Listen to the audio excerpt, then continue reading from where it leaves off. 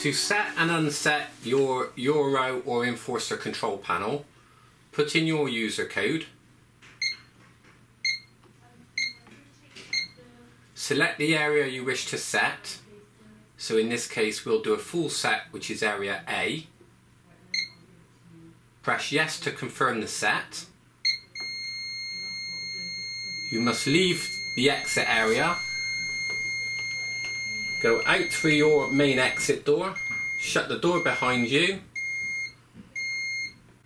The system will silence and then chime. The system is now armed. When you come back through your exit door to switch the system off, open your exit door. The countdown will begin. Come straight to the keypad, put in your user code, and the green unset light will show. The system is now disarmed.